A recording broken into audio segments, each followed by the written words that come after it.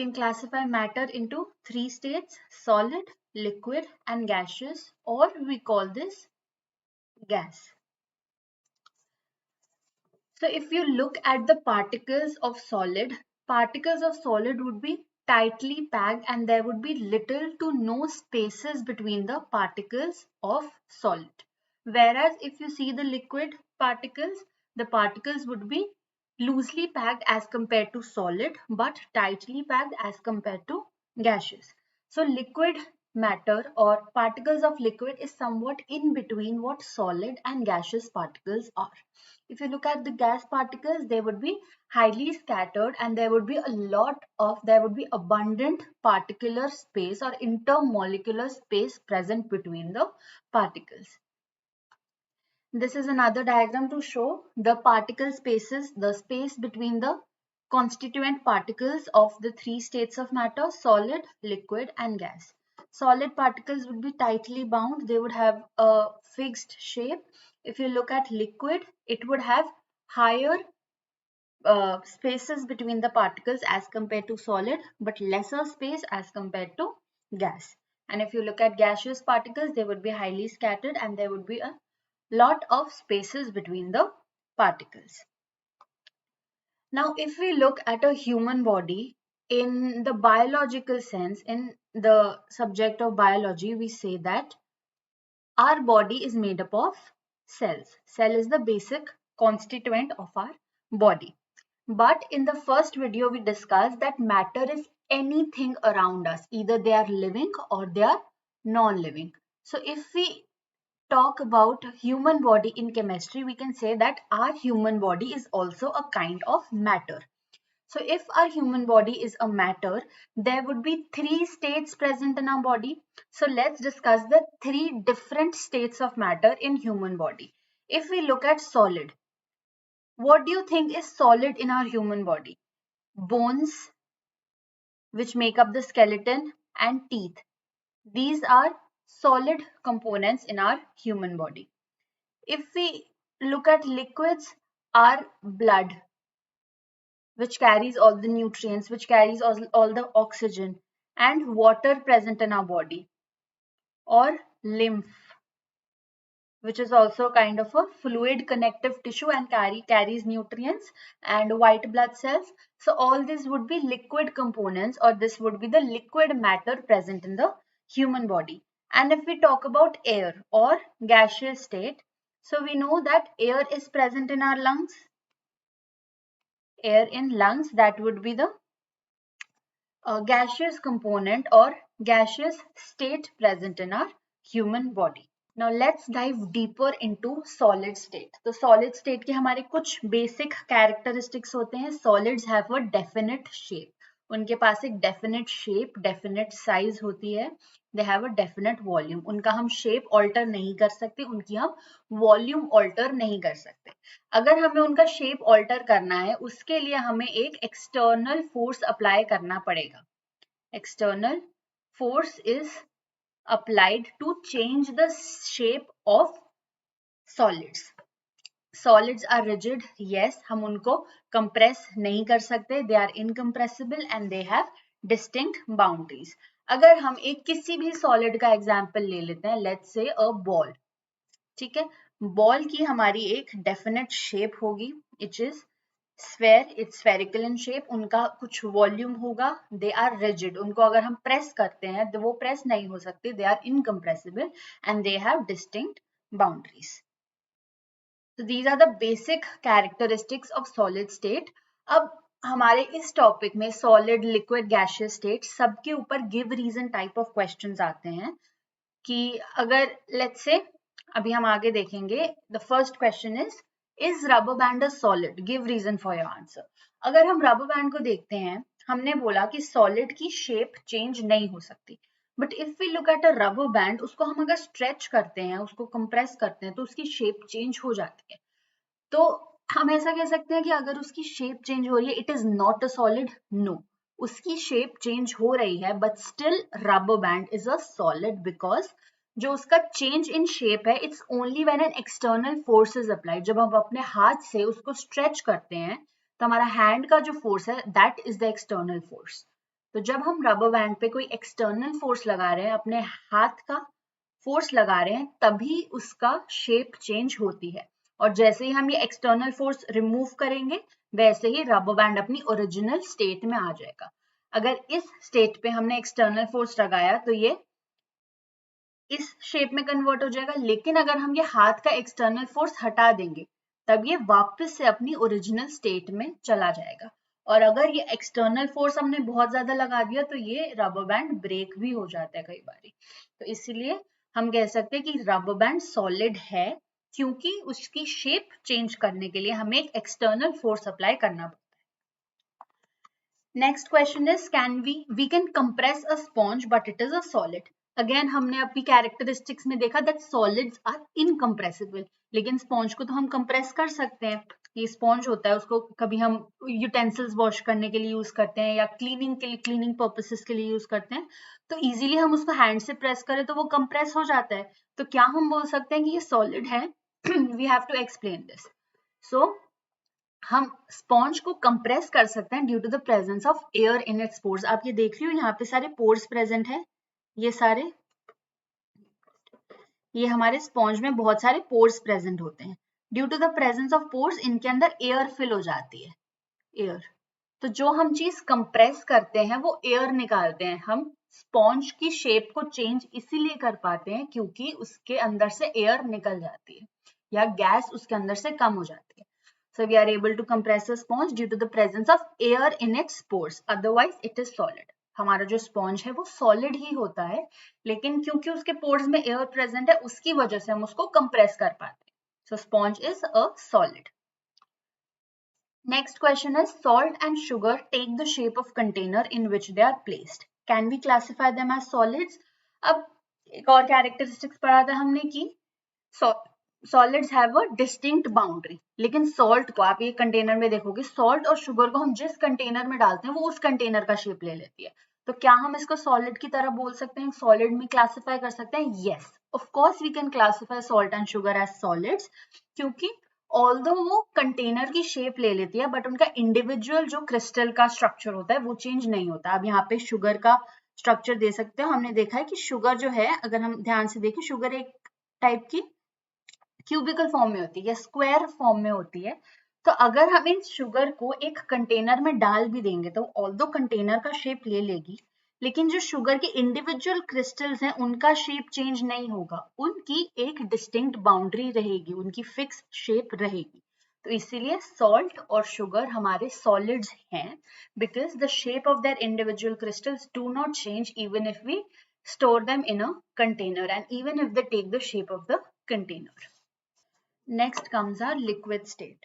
So if we talk about liquids, unlike solids, liquids are not rigid. They have fluidity, so that is why they are also called as fluids. They do not have a definite shape. उनके पास कोई एक definite shape नहीं होती, हम उसको जिस container में store करते हैं, they take up the shape of that container. They have a definite volume, they do not have definite boundaries. उनका कोई, क्योंकि उनके पास एक definite shape नहीं है, तो इसीलिए उनके पास कोई definite boundaries नहीं होंगी। They are compressible. अगर हम उनको solid से compare करें, now see, जो हमारे liquids हैं, liquid state is intermediate between solid and gases. Solid में अगर कोई चीज highest होगी, gas में वही चीज अगर lowest होगी, तो liquid would be intermediate between the two. So again, liquid state is intermediate between the characteristics of solid states and gaseous state. So liquid की अगर हम compressibility को देखें, it is high as compared to solids, but it is low as compared to gases. तो हमारा solids जो है they are incompressible, उनको हम compress नहीं कर सकते, but liquid state it is compressible, but उनकी compressibility बहुत ज़्यादा low होती है as compared to gases. Again, इसमें भी give reason type of questions आते हैं. Let's see the first question, which is why do liquids have a definite volume but no definite shape? Liquids की एक definite volume होती है, but they do not have a definite shape. इसका reason है the intermolecular forces of attraction. हमारे जो दो particles हैं liquid के, उनके बीच का जो force of attraction है, that is the reason क्यों हमारे liquids के पास एक definite volume होता है, but they do not have a definite shape. तो ये जो फोर्सेस हैं, हमारा फोर्स ऑफ अट्रैक्शन है between the particles, it's strong enough to hold the molecules together. ये फोर्स ऑफ अट्रैक्शन इतना स्ट्रॉन्ग है कि वो दो मॉलिक्यूल्स को साथ में होल्ड करके रखे, जिसकी वजह से उनको एक डेफिनेट वॉल्यूम मिलती है। बट ये फोर्स ऑफ अट्रैक्शन इतना ज्यादा स्ट्रॉन्ग नहीं है कि वो उन मॉलिक्यूल्स को, उन पार्टिकल्स को एक जगह पर फिक्स करके रख सके सॉलिड्स की तरह। तो क्योंकि जो लिक्विड के पार्टिकल्स हैं, they are not fixed at one position, तो लिक्विड्स के पास एक प्रॉपर्टी होती है which is called fluidity, and this is the reason why they do not have a definite shape. तो अगर हम ये लिक्विड को देखेंगे, हम लिक्विड को अगर डिफरेंट कंटेनर्स में डालते हैं, एक में हमने बीकर में डाला, एक में मेजरिंग सिलेंडर में डाला, तो ऑल्दो इनका वॉल्यूम कांस्टेंट है, यहाँ पे भी 100 ml लिक्विड है, यहाँ भी 100 ml लिक्विड है, यहाँ भी 100 ml लिक्विड है, बट इन सबका शेप चेंज हो रही है। यहाँ पे you are seeing it's a square kind of shape, यहाँ पे हमारा एक क्वाड्रिलेटरल शेप बन रही है, और यहाँ पे इट्स अ रेक्टेंगुलर शेप। तो यही हम रियल में इस डायग्राम में देख सकते हैं कि अगर हम डिफरेंट कंटेनर्स में उसको स्टोर करेंगे, ऑल्दो इसका वॉल्यूम सेम है, सबका लेवल सेम है, यहाँ पे लेवल सेम होना हो, इनका वॉल्यूम सेम है, बट इनकी शेप डिफरेंट हो जाएगी because they are liquids, and this is due to the intermolecular forces of attraction between the two particles of liquid. Next question is, why do liquids take the shape of the container in which they are stored? तो इनका reason है, हमारे liquids के पास एक definite volume होता है, but they do not have a definite shape, और जो हमारे लिक्विड के पार्टिकल्स होते हैं, दे आर लूजली पैक्ड, इसीलिए they take up the shape of the container. अगर हमने एक कंटेनर लिया, उसमें सॉलिड और लिक्विड को पोर किया, मैंने सॉलिड और लिक्विड को स्टोर किया, तो सॉलिड्स जो हैं they will hold their shape, क्योंकि उनके पास डेफिनेट बाउंड्रीज होती हैं, they have a definite shape, उनके पास फिक्स्ड वॉल्यूम होता है. बट वहीं अगर मैं लिक्विड को स्टोर करूंगी, तो they take up the shape of the container, क्योंकि उनके पास फ्री सरफेस होती है, उनके जो पार्टिकल्स हैं, उनके जो मॉलिक्यूल्स हैं, they are not tightly bound, they are loosely bound, they are fluid, तो वो फ्लो कर सकते हैं, और उनके पास एक फिक्स्ड वॉल्यूम होती है.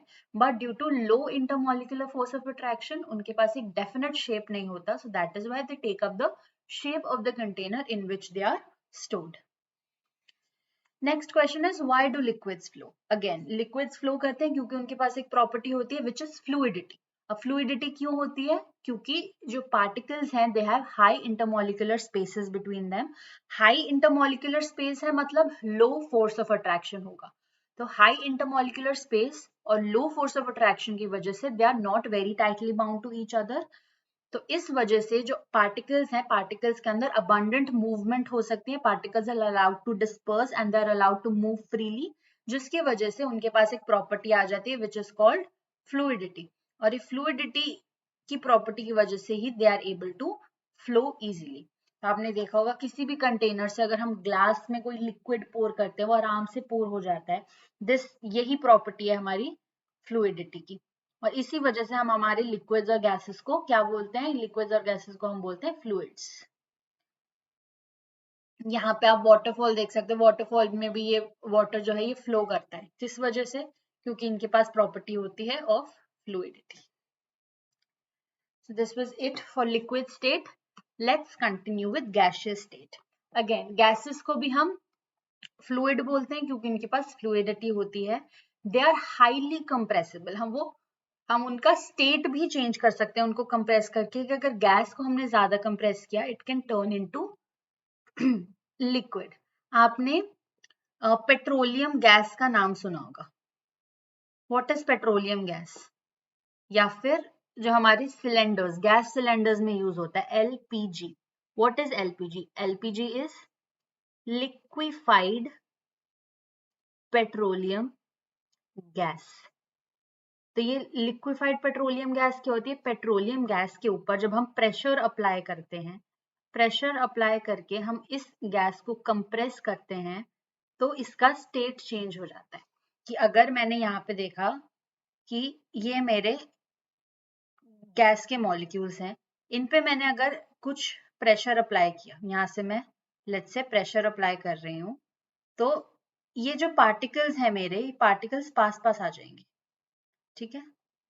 अगर पार्टिकल्स मेरे पास आ रहे हैं, इनमें पार्टिकल्स का इंटरमॉलिक्यूलर डिस्टेंस कम हो रहा है, सो स्टेट चेंज हो जाएगी, gas would change into liquid. तो यहीं पे अगर पेट्रोलियम गैस पे मैंने फोर्स अप्लाई किया, कुछ प्रेशर अप्लाई किया, तो it will turn into liquefied petroleum gas, और यही लिक्विफाइड पेट्रोलियम गैस हमारे गैस सिलेंडर्स में यूज होती है। So we can say that gases are highly compressible, they have no definite boundaries, obviously क्योंकि वो फ्लूइड है, उनके पास कोई डेफिनेट बाउंड्री नहीं होगी, उनके पास कोई डेफिनेट शेप नहीं होगी, they would take up the shape of the container in which they are kept, और उनके पास कोई डेफिनेट वॉल्यूम नहीं होगा।